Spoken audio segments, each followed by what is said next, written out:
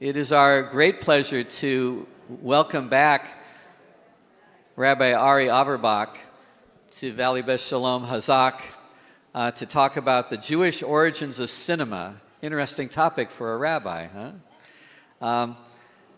Rabbi Averbach is the senior rabbi of Temple Etz Chaim in Thousand Oaks, although he has a home here at VBS, I think, forever. A lot of people know him. And you spent how long here? I was 2 years the intern here, but my bar mitzvah was in there, and Okay. so my whole life. Rabbi Harold Schulweis convinced him to leave the film industry, which he may tell us a little bit more about, and attend the School of Rabbinic Studies. And he's now on the board of Ziegler and on the ethics committee of the Los Robles Medical Center, among other leadership roles in the community. And we are so excited to have you back, Ari. Thank you very much. Thank you. You don't have to clap. Stop it. It's fine. I used to stand on this stage and do the Purim play where we dress up as cowboys or whatever we did with Noah. It was a bunch of us dancing in circles back in the Neely and Neil Schnall days. It was wonderful. My bar mitzvah was in that room, and then in the party, we didn't get the good room for the party. We had to get the second best room, which they've redone since then, but my family was very upset that we had to be, I don't know, it worked out okay. I'm a rabbi. Two things before I start, and then I'll do about 30 minutes, and then I'll say, before I begin, that's what rabbis do. I got water. I have water. Yeah, thank you. One is I'm working with the Harold M. Schulweis Institute, which some of you know about. Did all of you know Rabbi Schulweis? Okay. Rabbi Schulweis was the rabbi here for 50 years. He officiated my bar mitzvah. He was there for my wedding, and when it was time to become a rabbi, the tradition is that one of your rabbis kind of walks you down the aisle at ordination and says, "This person was once my student and is now my colleague and my friend." And I thought, I have to ask Rabbi Schulweis. And he passed away soon before my ordination, but you need to choose a rabbi.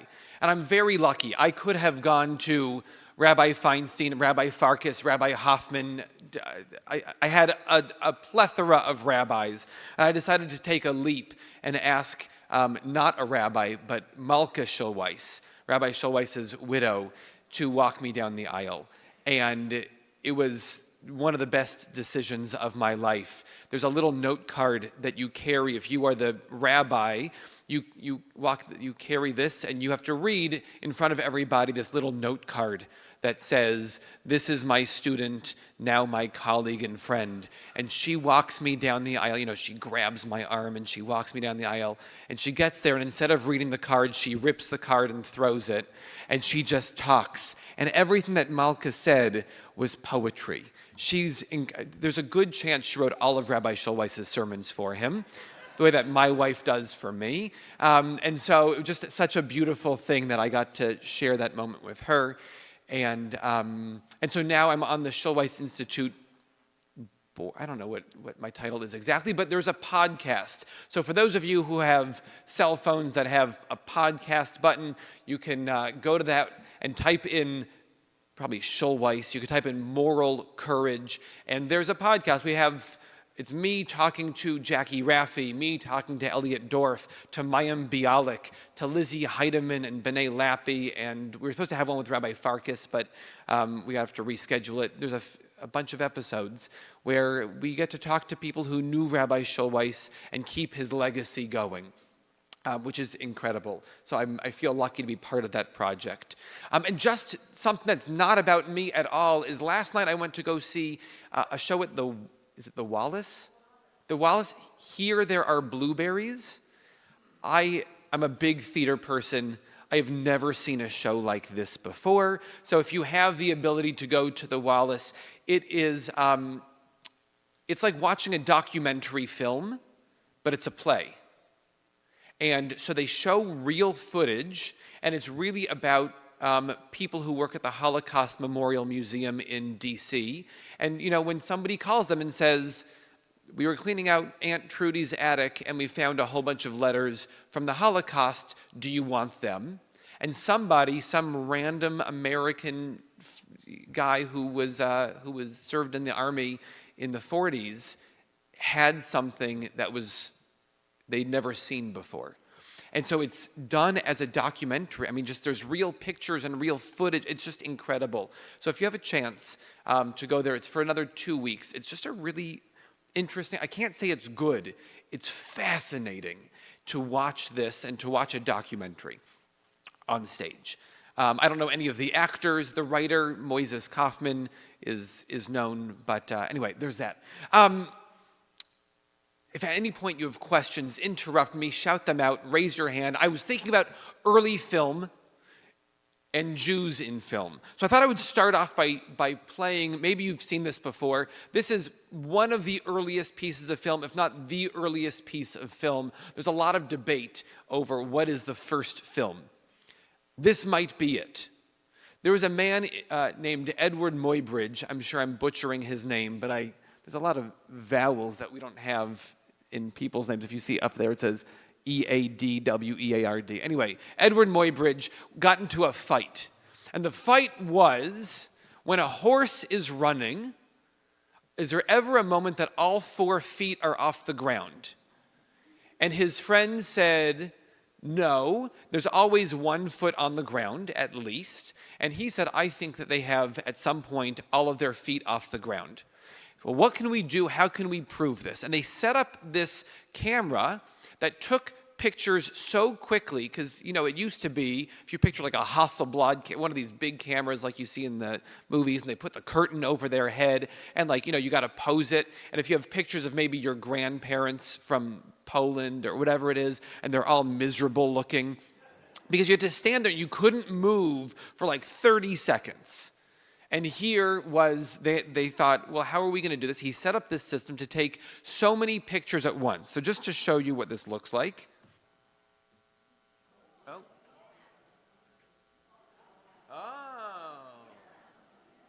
So now for the first time we see that when a horse is running, they actually take all 4 feet off the ground at one point, and this is the origin of cinema. Right, so you went to go see, I don't know, The Brutalist or Anora or Wicked, and it's all because some guys got into a fight over how a horse runs. That's the origins of all of this. And just to go to, so was the horse Jewish? I wanted to let you know we're here because the horse was Jewish, and that's the origins of Jews in film. He had to change his name, though, obviously. All right, so here's, too loud, all right. So here's another, just for fun.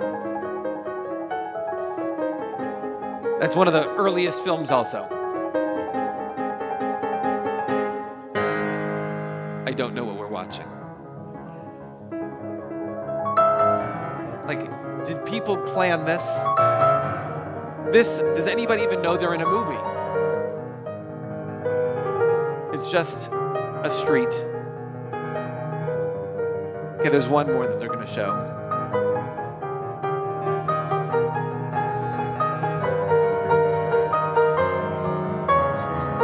Let's watch it at half speed for some reason. It was essentially very quick photographs that they then strung together like a flip book. And I wonder, with each of these movies, did they think about it?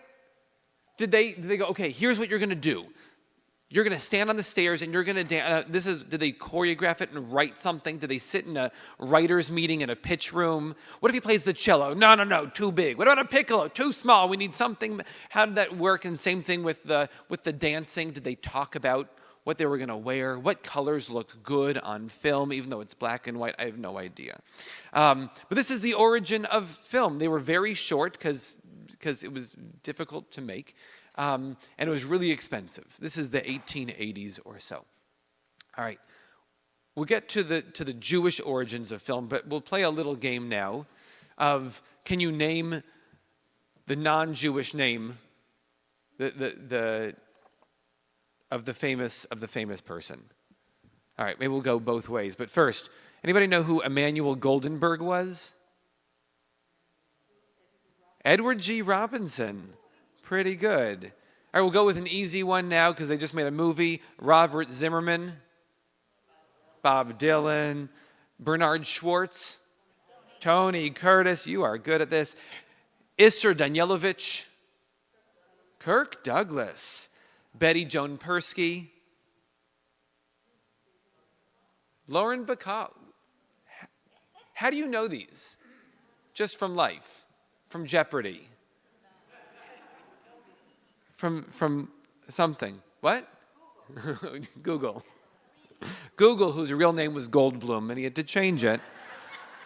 I mean, so some of these, they changed because it just doesn't sound as good. You want to be a movie star. Your last name is Hirschlag.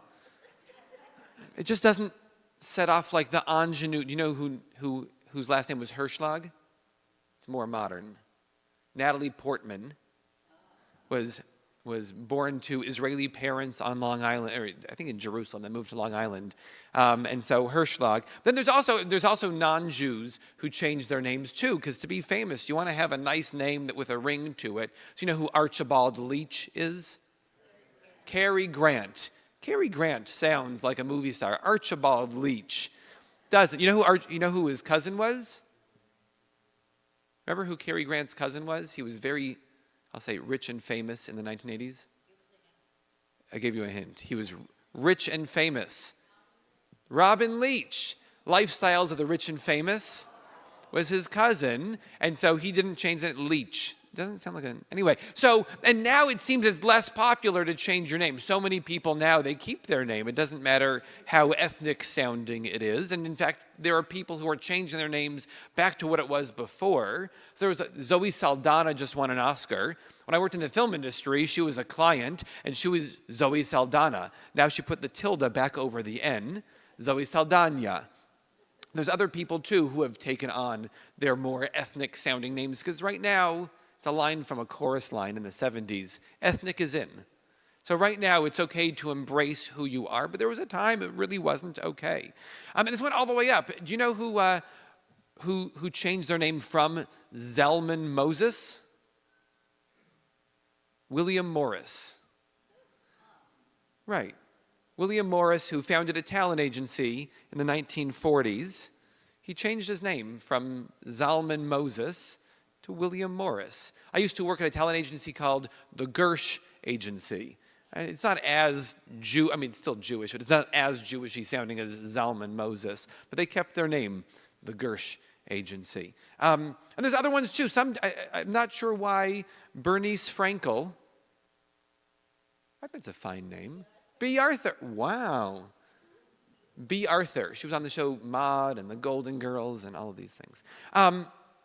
So the studios were founded almost all by Jews. Anybody think of a Jewish studio head from back in the really early days? Louis B. Mayer. Samuel Gold. Say it again? Yeah. I found one that said Shmuel Gelbfish. Samuel Goldwyn. It's right. Most of them were founded by Jews. The Warner brothers were Jewish. Their last name was Wansel. Adolf Zucker founded Paramount. Wilhelm Fuchs founded Fox. Louis B. Mayer founded MGM. The Warner brothers, who we know maybe as Jack and Harry and Albert, were Hirsch and Aaron and Yankel. David Sarnoff started RKO. Carl Laemmle started Universal, and Harry and Jack Cohn started Columbia. And then there were others too. William Ince and Walt Disney and Max Sennett weren't necessarily Jewish, right? There's a chance that they didn't even like the Jews. Some of them, but it's fine. So why did they start? Why did these people get such a? Why was the film industry started by Jews? Immigrant Jews. I mean, so I'm going to sit down. You can teach this. Like, this is just fun. I don't know. Part of, I mean, you're good, and all of you know the answers. Part of the reason I'm doing this today is I taught here several months ago about Jewish moments in film. And we looked at The Prince of Egypt, and we looked at Yentl, and we looked at Frisco Kid, and these like little Jewish moments in film. Since then, by the way, I went and I watched Hester Street, which everybody said, Hester. I rewatched it. It's okay. And also it's like not super Jewish, which I thought was really interesting. It takes place like in the Jewish world, but there's like no real Judaism. There's like there's the yentas, there's the matchmakers, and they go, you got to marry somebody Jewish, but it's not like they're lighting Shabbos candles or talking about keeping kosher or something like that. So I taught this class here on that, and I taught it at Stephen S. Weiss and at Temple at Chaim, where I'm the rabbi. And then they called, how lovely, they said, you want to come back and teach more about film? I go, that's all I got. So, but I thought, what about the origins of film? All right, so they were excluded from other industries. So what industries were they part of? What was it? Garments, the shmata business. Butchers. Right, they had these other jobs because they were excluded from life. And here were these guys. So, what was that? Oh, and if you go back to New York, what got very big was vaudeville. Anybody ever go to a vaudeville theater? You're too young, yeah, right? You ever go to a vaudeville? It's like, it used to be like quick, silly, fun little skits. And you'd go there after working 12 or 14 hours in the factory. You then go to the theater and you get to have a nice time for pretty cheap. And the non-Jews didn't care about this because this was not their world. A lot of it was in Yiddish. And so after they worked their long hours and thankless jobs in the shmata industry, they could then put up shows and entertain each other. There was a very low barrier to entry. Anybody could produce one of these shows. Anybody could star in one of the shows. Anybody could show up and be an audience member. And since the wealthier folks looked down their noses at Yiddish plays, they were ignored, which meant they were able to flourish. If nobody else is coming in trying to compete with us, if nobody else is coming in telling us how to do our jobs, it got more and more creative. Early film is a horse running. It's 4 people square dancing for 4 seconds. And Yiddish theater started thriving with longer plays and more interesting things going on. So when the motion pictures began in the 1890s, many of the skills needed were related to the garment industry or to Yiddish theater. Could you tell a story? Could you tell an interesting story? Also, could you sew a costume? Could you put up scenery? Could you sell a product? This is what they were. Carl Laemmle was in clothing before he started Universal. Adolf Zucker sold furs before starting Paramount. Jesse Lasky was a vaudeville horn player before he joined Paramount. Shmuel Gelbfish, who changed his name to Samuel Goldwyn, sold gloves. Marcus, I don't know how to say his name, Lowe? He's related to you, L-O-E-W. Lowy? Whatever it is. He ran vaudeville houses, and so it was a pretty easy transition for each of them to now take up this role of making movies. One of the issues, though, is they didn't want to be seen as Jewish. They hid it's not only did they change their names, some of them even changed their birthdays. Louis B. Mayer kept his name. Mayer was his name before, and Mayer stayed his name, but he changed his birthday to July 4th. He wanted to be seen as Americans. In fact, do you know why the conservative movement exists?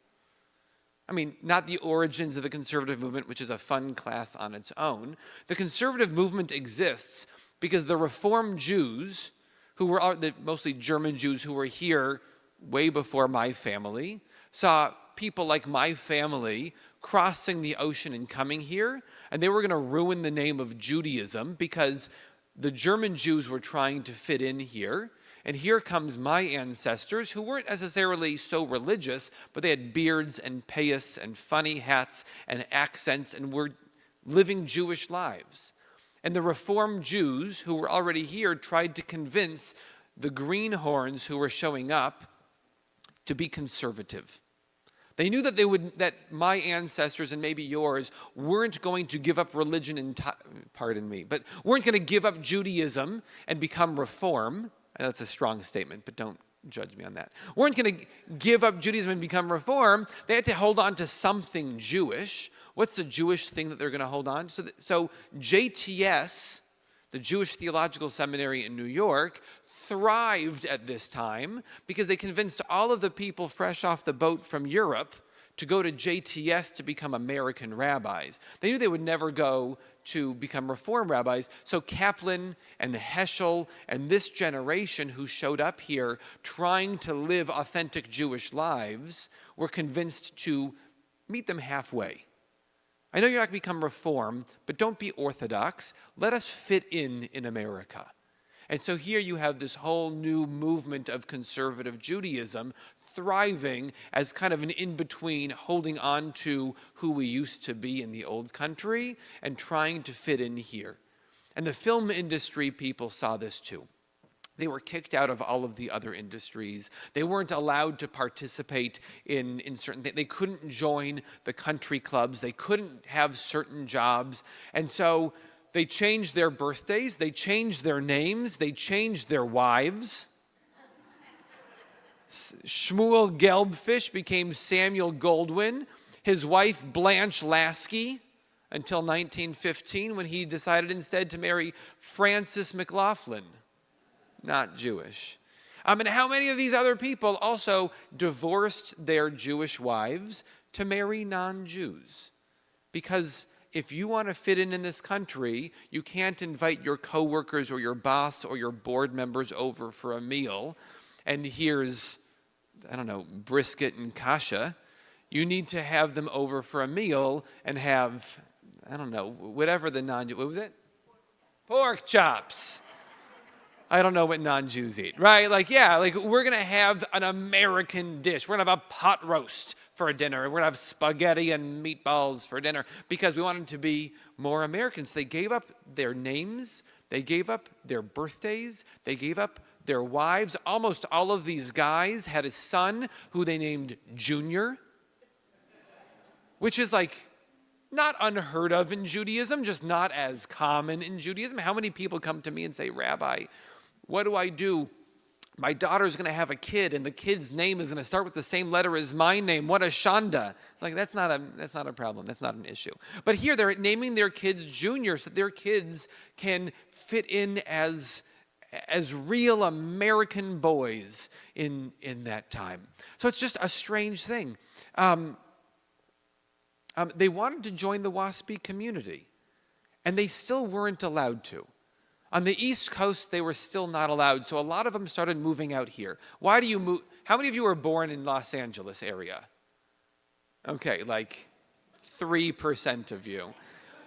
The rest of you, why did your families move to Los Angeles?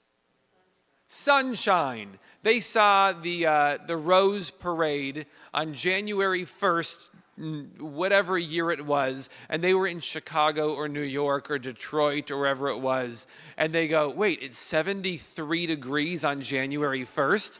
They look out their window and they have 5 feet of snow? Go west, young man. All right, so first of all, sunshine. Why else do people move out here? A job. There are jobs out here. There's something interesting and new out here. Why else? Family. My family came out here because they were following other family who came out here, and all the different reasons. Peaches? Oh, beaches. I was like, I don't know if peaches are oranges, maybe. Yeah, they love the movie Beaches, and so they decided to move out here. The beaches, right? You get to, if you've been to Coney Island, I know it's a beach, but it's not much of a beach. You come out here, and you get beaches out here. Health related, how many stories I've heard of, we came out here because my great aunt had asthma and she needed the drier air. I guess that if that works, that's wonderful. So the weather is better, the air used to be better, the beaches are here, there's jobs here. relaxed clothing styles. In New York, you'd have to wear a suit to go to the doctor's office. Now out here, you can wear short shorts and a tank top to go to work. It's amazing. It's a little bit more relaxed out here. Yeah. College. That's interesting. I was just meeting with some teenagers, and they're discussing where they're going to college, and they're all looking all over the country. I was like, you know, we have some of the best colleges in the country here. You can't get into them anymore, but still, they are here. I went to NYU, and I tell the students that I work with, like, don't take 6 APs. Don't study every day for the SATs. You can get into college. They go, not anymore. Not anymore. So it's harder now. But right, there are colleges out here. People moved out here to go to UCLA or USC or anything else. Fight on. Okay. Another one is you can reinvent yourself. If people still know you as Shmuel Gelbfish in New York, you move 3,000 miles away and you become Samuel Goldwyn with a Y, Goldwyn with a Y. Nobody knows who you are. You get to be this new version of yourself. Everybody back there remembers your wife, Blanche Lasky, who they called Bracha. And out here, you move out here with your wife, Frances McLaughlin. Nobody knows that you had a life before. Right? How many people get to reinvent themselves in that way? Also, not only is the weather great, there's more land out here.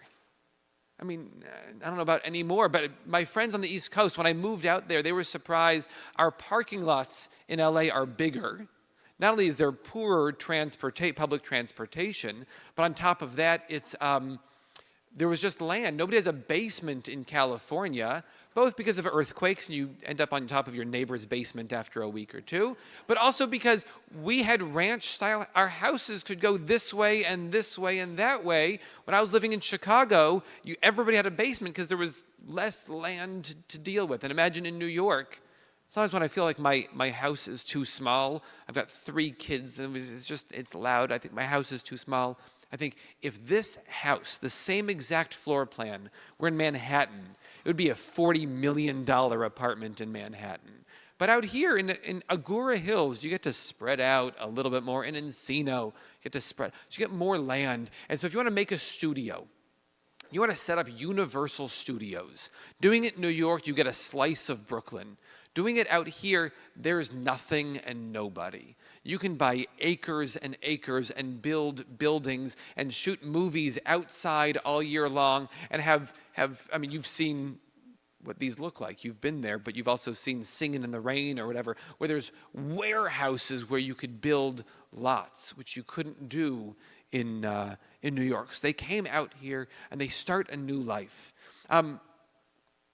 Here, we'll show. What's interesting is in 1927, you all know this one already, 1927, almost 100 years ago, they were making one of the silent films, and the silent film was about a singer.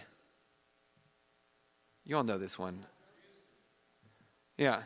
So they were making this movie as a silent film. And as they were making this movie, this is almost the plot of Singing in the Rain, as they're making this movie as a silent film, they realize that they can line up sound and video. This is incredible. What are we going to do? Everybody's rushing to do something about this. And so the movie they had furthest along in development that they could go back and just add things to was The Jazz Singer. Has anybody seen the original Jazz Singer? It's okay. Like it's noted as the first talkie. It's incredible, and it's okay. Anybody see the remake with Neil Diamond? Yeah, we had to sing that song in Hebrew school here. On the boats and on the trains, they're coming to America. I stood up on this stage and sang that song for the Heroes plays, that 4th grade or 5th grade. Anyway, so here is, if you haven't seen it, here's like a 3-minute clip from the original Jazz Singer, and it's mostly still silent.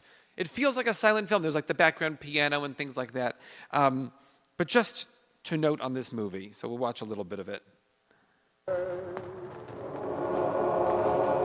Wait, do you know the plot of this movie? Do I have to explain it to all of you? There's a great, was he a Chazan? He's a great religious leader, and his son is being trained to be a cantor, and the son decides he's going to make it as a jazz singer.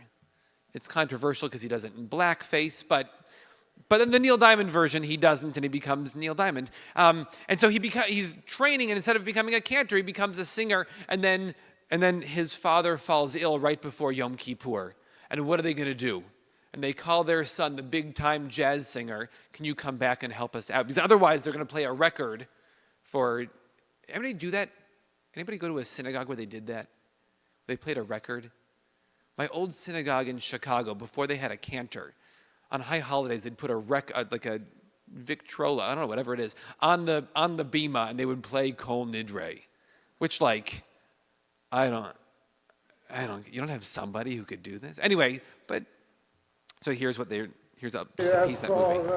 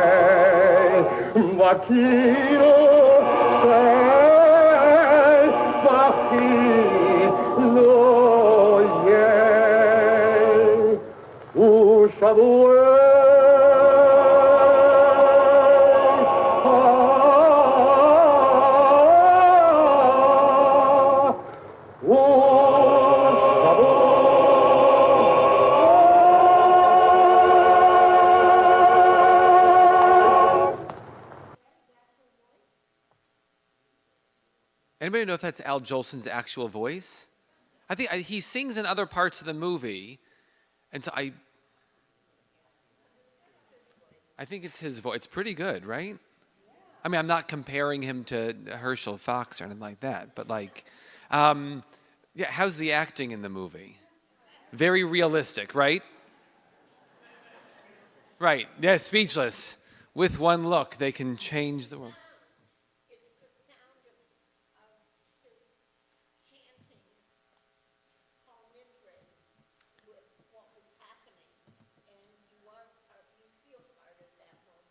You feel part of the moment. I can't imagine watching this, in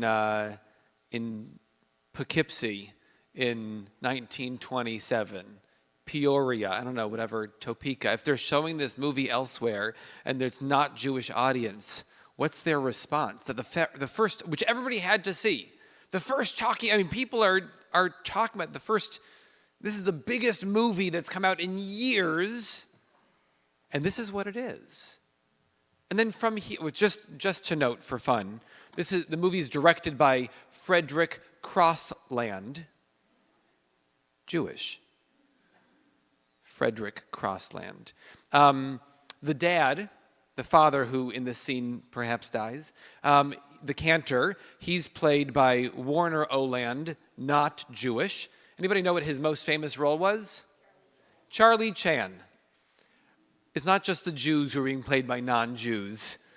All the ethnicities are being played by others as well. The mother, the Jewish mother, is played by Eugene Besserer, who was raised in a convent, not Jewish. The role of Moisha is played by a non-Jewish actor. And just for fun, in the remake, do you remember who plays the cantor in the remake? Neil Diamond's father? Laurence Olivier. I don't think he was Jewish. I don't think he wasn't Jewish. They were still, even after this, I don't know what the response to this was. After this, they were still really scared to make movies about Jews. Here's all the studios are headed by Jews. And aside from this, there really aren't Jewish movies for a very long time. The closest we get is The Life of Emile Zola, which never mentions his Judaism. Did anybody see the new Bob Dylan movie? Does that mention his Judaism? No. I don't know if Judaism played a role in his life, but Emile Zola had a connection to Judaism, and the biography of his life decides not to talk about that part of it. There was another movie called They Won't Forget from 1937 that also doesn't mention Judaism, even though it is about Jewish people. And so they're really trying to shy away from who they were. They don't want to make Hollywood could have been just Jewish, and they were too scared to do it. There's a story, by the way, I don't know if it's true, that Louis B. Mayer, the head of the studio, was trying to get an actress to really emote in a scene. And take after take, she just wasn't getting it. So he calls her up to his office. This is the lore. Calls her up to his office, and Louis B. Mayer, who changed his birthday and changed his wife and changed all the things that he could be more American, drops onto his knees and chants Kol Nidre. And by the end of it, he is sweating and he is crying, and the actress is crying, and finally she understands what she can do in this moment, and she gets back out there, and they finally shoot the scene. When I looked it up, I couldn't find that it's verified. Also, I had never heard of the movie that this is about, so it's not like, and that was Gone with the Wind. I have no idea what that was. But still, just, it's somewhere in there. I think that's beautiful when I hear stories of people who are Jewish, and you go, are they Jewish? Is that person? And they have this, the neshama, the Jewish part of it is still in there, and when they need to access it, it's there. Jay? Oh, Danny Thomas did a version of Jazz Singer in the 50s? Yeah. So it's time for a fourth one. Who should we have in the fourth one? It probably exists somewhere. There's probably now a version of it where it's like a preacher's son who goes out to become an actor or something like that. But Danny Thomas? He was from Lebanon? I don't know. Okay, yeah. Okay, so it says that as an adult, Jack, Rob, and Joseph performed 6 songs, 5 popular jazz tunes, and Kol Nidre. And it was recorded by a British-born George Groves, who also had worked on Dynamite. Oh, so it was him. Right, and I don't know enough about Al Jolson outside of this movie. I just know that his birth name was Asa Joelson. My favorite name change, by the way, is Lee J. Cobb. Lee Jacob. And he changed Jacob to J. Cobb, which sounds, I mean, that works. I like that. I remember as a kid trying to think, if I wanted to be a famous actor, what do you change Ari Averbach to? So I went the other way. I became Rabbi Ari Averbach, made myself a little bit more Jewish. But it's still, I mean, Sumner Redstone, his last name was Rothstein. There's a lot of these people, even today, have changed their names, and then some of them didn't change their names, and you wish that they would have, because we don't need that extra level of scrutiny on Judaism still. There was, all right, so what was the, yes. Right, I remember when I found out that Albert Brooks, his real name was Albert Einstein, and I got it mixed up, and I went to my mom, and I said, Mom, did you know that Albert Einstein's real name is Albert Brooks? thinking that like the scientist changed his name to be more Jewish or something, and it turns out I got it mixed up. By the way, I could do a class on movies that aren't Jewish, but are so Jewish. We just showed at our synagogue, we showed the movie Defending Your Life, the Albert Brooks, Meryl Streep movie, Rip Torn, and it's the most, it's if Rosh Hashanah were a movie that never mentions Rosh Hashanah. Do you remember this movie? Like 1990 or so. Essentially, Albert Einstein. Albert Brooks's character dies, and when he gets to Judgment City, which is what they call kind of this in between. By the way, the Day of Judgment is one of the names for the high holidays. And so he gets to Judgment City, and he has to rewatch his life and explain to the divine judge why he was the way he was and what mistakes he made and how he could have been better. Like, again, I don't know how Jewish Albert Brooks is. I don't know if he ever went to, I don't know anything. And at the same time, there's something so Jewish about this movie. It's Rosh Hashanah as a film. You wanted to add to it. Bob Einstein didn't change his name. Right. But again, like Albert Einstein, I think you have to, like, I don't know if you could be an actor with that name. That's his name? The father's name was Park Your Carcass? If I remember correctly, their father died while performing. Right, yes. But anyway, what was his real name? You don't have to look it up. That's, what a strange thing. What was the first, after this, what was the next really Jewish movie that approaches Judaism? Gentlemen, thank you. Gosh, this is so great. Gentleman's Agreement. Remember roughly what year that was? I think it was 49, but like, right, yeah. So it's more than 20 years after this movie before the next Jewish movie shows up. Do you know why this movie was made? Daryl Zanuck, not Jewish, was rejected from a country club because they said, we don't take Jews here. And he had to explain to them that he's not Jewish, and they didn't believe him. And so he thought, well, there's something to this story. And so so it took a non-Jewish producer, he was Protestant, and the studio where they made it, they could have made it at any of these studios that were headed by Jews at the time. They made it at a studio that was headed by a man named Spiros Skouras, Greek. So it took a non-Jew to greenlight it, a non-Jew to make this happen, starring, was it Gregory Peck? Right. I mean, obviously, it makes sense to star somebody who's not Jewish. And so here you have, and then it went on to win Best Picture. You remember seeing the movie? Anybody remember seeing it? You remember liking it? You have.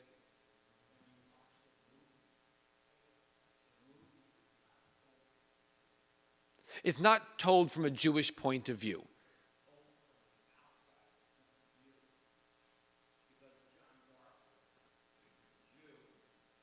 John Garfield, who also changed his name from John Gielgud. I don't know, whatever. He had a Jewish name, not John Gielgud. But he had a Jewish name, and he changed his name to John Garfield. But he was Jewish.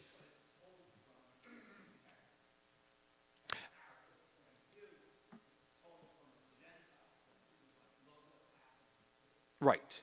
And the plot of I saw it so long ago. I believe it's a non-Jewish reporter who has a daughter, decides to go undercover for a story as a Jew, and so he pretends to be Jewish. He tells his daughter, we're Jewish, and he sees how his elementary school age daughter loses friends, isn't invited over to people's houses. He then can't get a job. They can't get into, so it's told from the non-Jew's perspective, which maybe is significant, and maybe it's controversial, maybe it's problematic. There's a book that all the kids, I don't know if they're still reading, but a few years ago they were all reading the book called The Boy in the Striped Pajamas.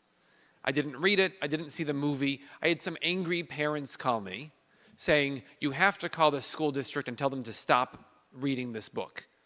I go, you're not a member of my, I don't even know who you are. What's this about? And the issue is it tells the story of the Holocaust from the perspective of a non-Jewish boy whose dad is an SS officer in a concentration camp.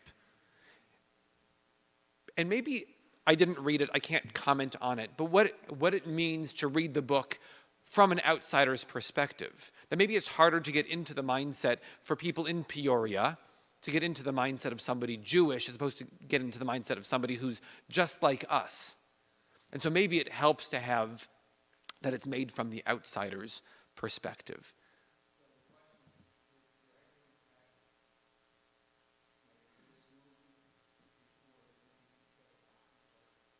Yes, this is before To Kill a Mockingbird.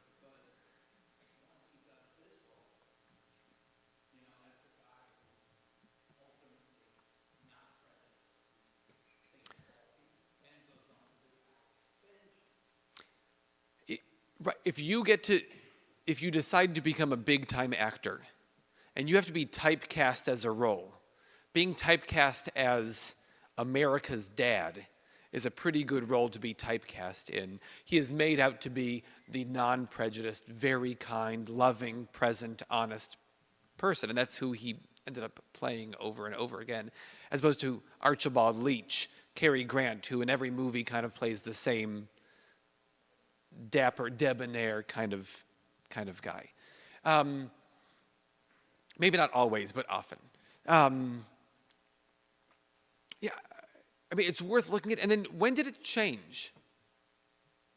When did it change that you can get a Mel Brooks, Melvin Kaminsky, a Woody Allen, Alan Konigsberg, Barbra Streisand, Barbra Streisand. When did it change that you could get people who are Jewish playing Jewish, acting Jewish, saying Jewish, speaking Yiddish? 60s. Why? Civil rights movement. All of a sudden it became, we became aware that America is made up of all sorts of people, and if they can be them and they can be them, then we can be us. And there's a chance that somebody who looks like Barbra Streisand, who also sings like Barbra Streisand, by the way, and Pauline Kael, who I believe was Jewish, was the greatest film critic, until Roger Ebert. I don't know. She was the greatest film critic, and there's a great article that she wrote, I think for the New Yorker, about how Barbra Streisand changed. She wrote it in 1969, the year Funny Girl came out, about how Barbra Streisand is changing cinema. And you have somebody like that, and all of a sudden, because we're accepting Americans a bit differently in the 60s than we did in the 50s, we're realizing that we are a melting pot. People can be a little bit more of themselves. So you can get Jeff Goldblum, who keeps his name as Jeff Goldblum. I'm sure there's a Barbra Streisand, Steven Spielberg. They don't have to change their names to something else. They can be proudly Jewish. Yeah.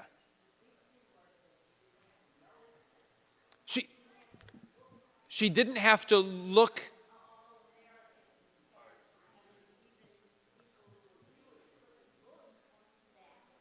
Sure. I mean, look, if I were Barbra Streisand and I sang like Barbra Streisand, and then somebody said, we can give you a nose job, there's a chance you won't be able to sing like yourself anymore.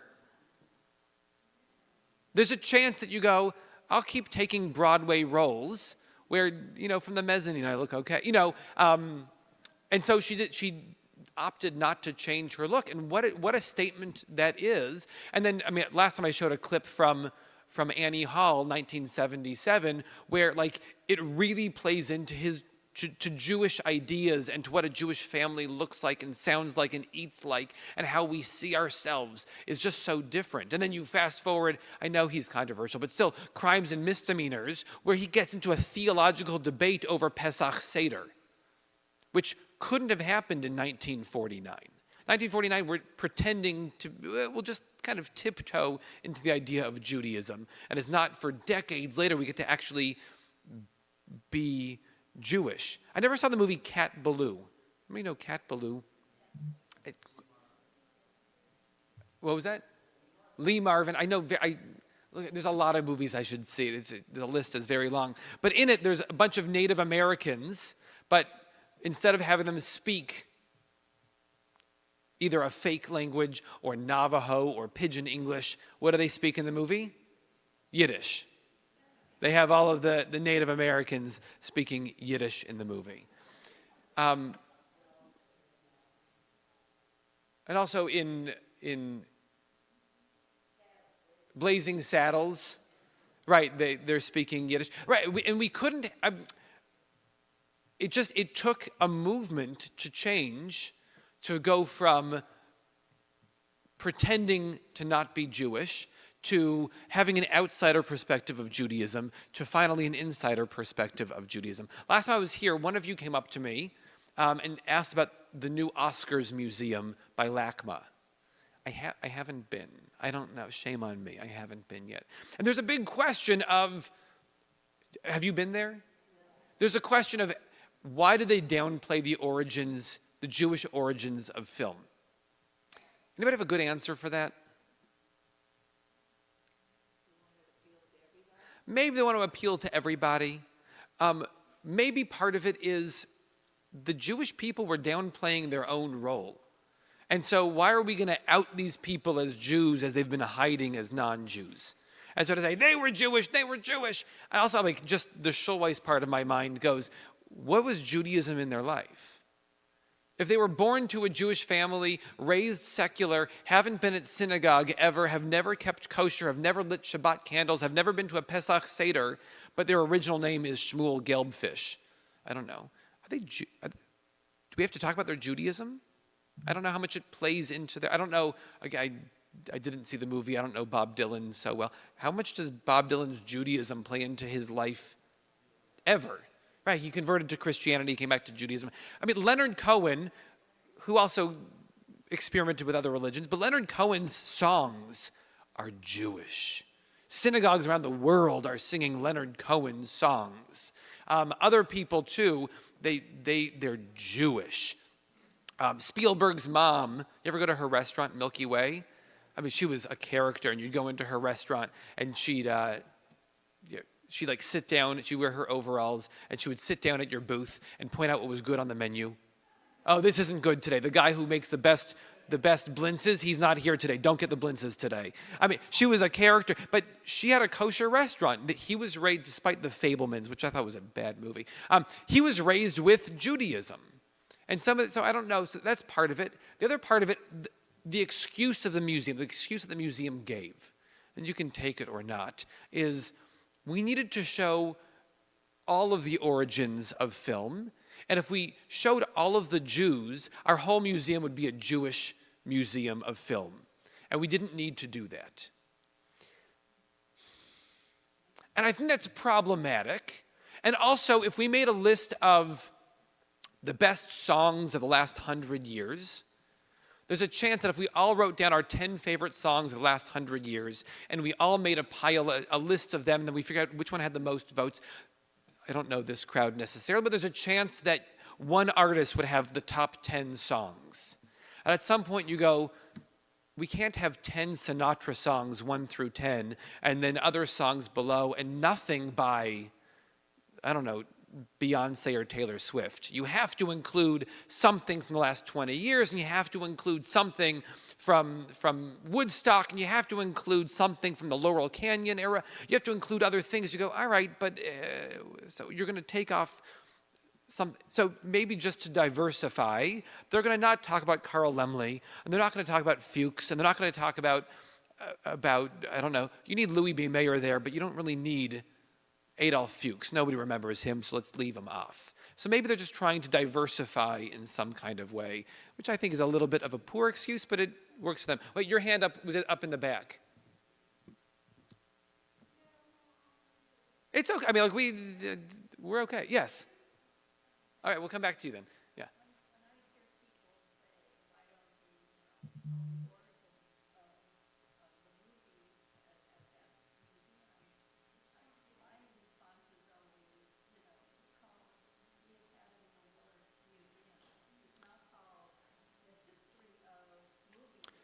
Right, she's saying it's called the Academy Awards Museum. It's not called the History of Movies. And so you're going to highlight certain things. I've heard it's fabulous. I don't know.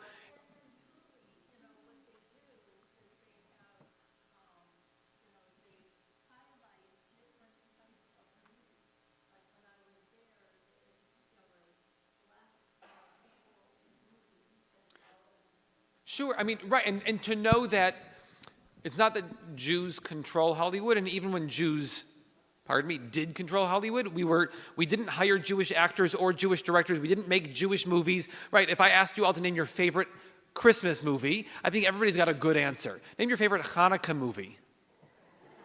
Your favorite Purim movie. Your favorite Lag BaOmer movie. Like, there aren't, even when Jews control, Jews aren't making Jewish things. They're not hiring Jewish people. And so it's important then to showcase in the Academy Award Museum the diverse history of the Academy Awards and of film. And you need to include Betty Davis, and you need to include Joan Crawford, and you need to include Jack Lemmon. I think, as far as I'm aware, none of whom were Jewish. Hopefully you also include Billy Wilder, who was. Hopefully you also include some of the, but it's important to show, black people in film, Asian people in film, how this has changed and how we can uplift their communities as well. So that's an interesting answer. Other last questions before we say Motzi? Yeah. The Marx Brothers and the Three Stooges. So Marx Brothers, Three Stooges, they were Jewish. They changed their names, some of them a little bit, the Three Stooges. The Ritz Brothers? Anybody remember the Ritz Brothers? Crackers. No. Anybody remember the Jonas Brothers? No. Okay. But so, right, and I don't know, I mean, for us, we watch this and we see Judaism. You watch the Marx Brothers and it feels Jewish. I don't know if they ever do anything Jewish in film. I know that they were Jewish to different extents, but they didn't, but we see it as Jewish. And we've talked about before, Judaism as a culture, it's strange because there aren't other religions that have that. You can't watch a movie and just go, it just feels so Methodist. This is a very Presbyterian diner, right? And his comedy is very Lutheran. That's probably not a good thing. But those don't exist, whereas you can have a Jewish restaurant and a Jewish movie, even if the Albert Brooks movie, even if there's no Judaism mentioned in the movie, it feels Jewish. Yeah.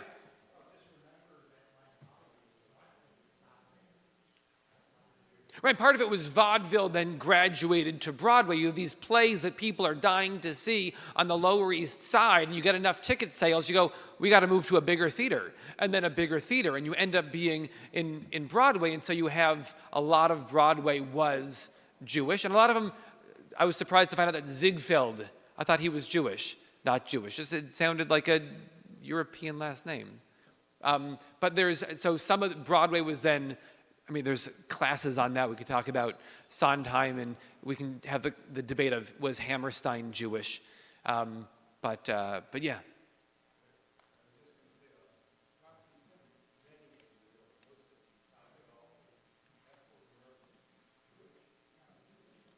Ethel Merman wasn't Jewish? Ethel Zimmerman, she was Jewish, but her daughter, Ethel Merman, yeah. Right, and people are heartbroken when they find out that Rachel Brosnahan isn't Jewish, or Martin Short isn't Jewish, or Nathan Lane. He feels so Jewish. But nobody, you can't say that about, what? Martin Short, no, he's Canadian. He's not Jewish. I know, he's Irish. He plays Jewish a lot. You could be Canadian and Jewish, yeah. Charlie Chaplin was not Jewish either, as far as I'm aware. I mean, look, there's a lot of history, so we could have these debates about Christopher Columbus and other people too in history that maybe were, and maybe we don't want to count them as Jewish. I don't know, but Charlie Chaplin didn't like the Jews so much.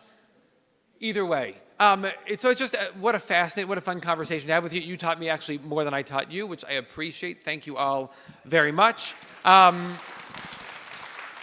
All right. Thank you, Rabbi Averbach. Again. Thank you, John.